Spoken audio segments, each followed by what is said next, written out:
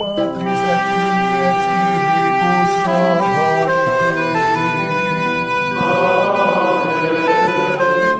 Dominus vobiscum. Sahabat peradaban kasih ekologis yang terkasih, selamat berjumpa dalam renungan harian bersama saya, Romo Alois Budi Purnomo PR melalui channel. Semoga panjenengan selalu sehat, tetap semangat tanpa sambat, selalu bahagia, kebahagiaan yang bersumber dari Tuhan Allah kita. Mari kita awali perjumpaan kita dengan bersatu di dalam doa. Allah Bapa yang Maha Baik, Engkau telah melimpahkan kasih sayang-Mu kepada kami melalui Putra-Mu Tuhan kami, Yesus Kristus. Semoga kami semakin teguh mengimaninya, agar kami mendapat kasih karunia di hadapan-Mu. Sebab Dialah yang hidup dan berkuasa bersama Dikau dalam persatuan Roh Kudus, Allah yang Maha Esa, sepanjang segala masa. Amin. Sahabat peradaban kasih ekologis yang terkasih, hari ini adalah peringatan wajib Santo Alfonsus de Liguori.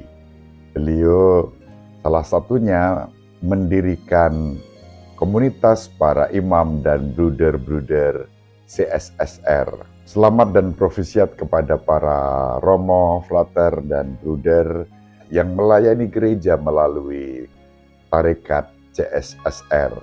Kita bisa berjumpa dengan mereka antara lain di Jogja dan juga di Indonesia Timur. Kita akan membaca Injil Matius bab 13 ayat 36 sampai 43. Pada suatu hari Yesus meninggalkan orang banyak lalu pulang. Para murid kemudian datang dan berkata kepadanya, "Jelaskanlah kepada kami arti perumpamaan tentang ilalang di ladang itu." Yesus menjawab, "Orang yang menaburkan benih baik ialah anak manusia, ladang itu ialah dunia, benih yang baik adalah anak-anak kerajaan, dan ilalang adalah anak-anak si jahat. Musuh yang menaburkan benih ilalang ialah iblis. Waktu menuai ialah akhir zaman, dan para penuai itu malaikat. Maka seperti ilalang itu dikumpulkan dan dibakar dalam api, demikian juga pada akhir zaman. Anak manusia akan mengutus malaikat-malaikatnya, dan mereka mengumpulkan segala sesuatu yang menyesatkan, dan semua orang yang melakukan kejahatan dari dalam kerajaannya. Semuanya akan dicampakkan ke dalam dapur api. Di sanalah akan terdapat ratapan dan kertak gigi. Pada waktu itulah, orang benar akan bercahaya seperti matahari dalam kerajaan Bapa mereka. Siapa bertelinga, hendaklah ia mendengarkan." Demikianlah sabda Tuhan. Terpujilah Kristus. Sahabat peradaban kasih ekologis yang terkasih, saat ini saya ingin mengajak panjenengan semua memperhatikan kalimat terakhir yang disampaikan Yesus. Yesus menutup Injil ini dengan bersabda, "Siapa bertelinga, hendaklah ia mendengarkan."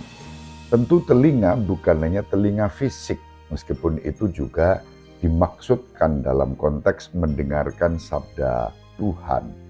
Namun yang terutama, Yesus memperingatkan tentang perlunya mendengarkan dalam iman, harapan, dan kasih.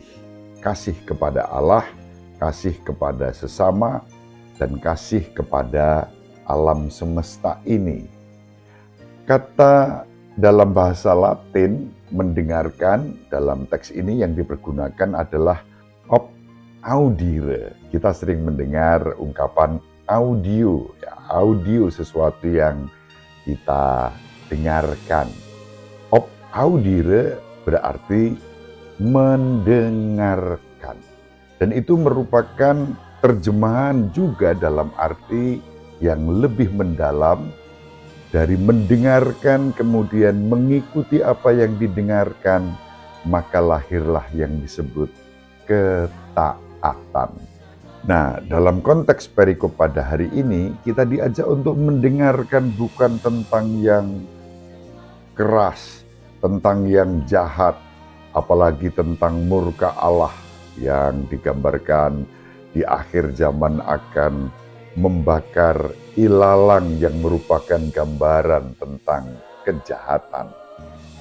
Yang kita dengarkan terutama adalah Allah yang Maha Pengasih, bukan Allah yang murka dan menjatuhkan hukuman atas kita, tetapi mendengarkan suara Bapa yang Maha Pengasih dan Penyayang, yang mendorong kita dan menopang kita untuk melangkah di jalan yang benar.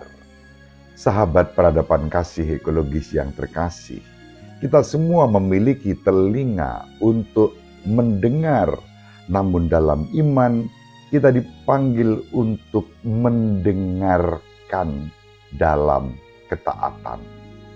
Maka di sini ada satu kemampuan dalam iman, harapan, dan kasih untuk terus mengarahkan hati, pandangan, sikap, dan kehendak kita kepada Bapa yang Maha Pengasih dan Penyayang, yang telah mengutus Yesus Kristus Putranya sebagai Juru Selamat semua orang.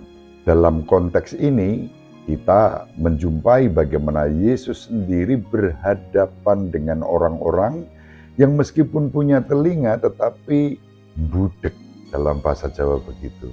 Tidak mau mendengarkan, menumpulkan telinganya. Bahasa Jawa sangat tepat menggunakan istilah budek, yang kadang-kadang juga dipadukan dengan tidak mau melihat apa yang baik. Lalu ada ungkapan dalam bahasa Jawa, budek lan micek. Mohon maaf, kalimat ini memang keras dan terdengar sarkastik. Namun itulah satu ungkapan yang juga bisa ditempatkan dalam konteks iman, keselamatan.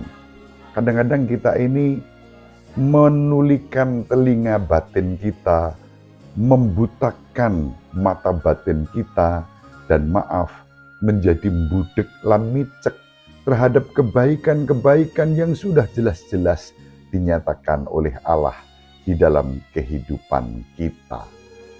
Dan itu membuat kita menjadi orang yang tumpul secara hati nurani, tidak mampu mendengarkan kebaikan, tidak mampu melihat kebaikan yang ada di hadapan kita. Kita terkelabui oleh pencitraan, tebar pesona lahiriah yang bisa membuai siapa saja. Dan kita harus belajar dari situ, membedakan mana ilalang, mana gandum, mana kejahatan, mana kebaikan, mana kepalsuan, mana kebenaran. Mari kita saling mendoakan agar kita dimampukan untuk hadir sungguh-sungguh sebagai anak-anak kerajaan yang mampu dan berani mempertimbangkan mana yang baik, mana yang jahat, mana yang salah, mana yang benar, tapi dalam tolak ukur yang objektif. Bukan hanya karena keterpesonaan pada aspek lahiriah yang ditandai pencitraan belaka. Semoga kita dianugerahi kecerdasan spiritual untuk menentukan masa depan kehidupan kita yang lebih baik, lebih sejahtera, lebih membahagiakan di dalam iman, harapan, dan cinta pada Tuhan. Ibu Maria selalu mendoakan kita, Bapak Yosef merestui kita dengan keheningannya. Semoga panjenengan semua sahabat peradaban kasih ekologis yang terkasih bersama seluruh anggota keluarga dimanapun berada, dibimbing, dilindungi, dan diberkati oleh Allah yang Maha Kuasa, Bapa dan Putra dan Roh Kudus. Amin. Terima kasih, salam sehat, tetap semangat tanpa sambat, selalu bahagia, kebahagiaan yang bersumber dari Tuhan Allah kita. Salve, Shalom, Salam sejahtera, berkah dalam. Sahabat peradaban kasih yang terkasih, sampai jumpa pada episode berikutnya. Terima kasih atas kebersamaan kita. Salam peradaban kasih ekologis, berkah dalam.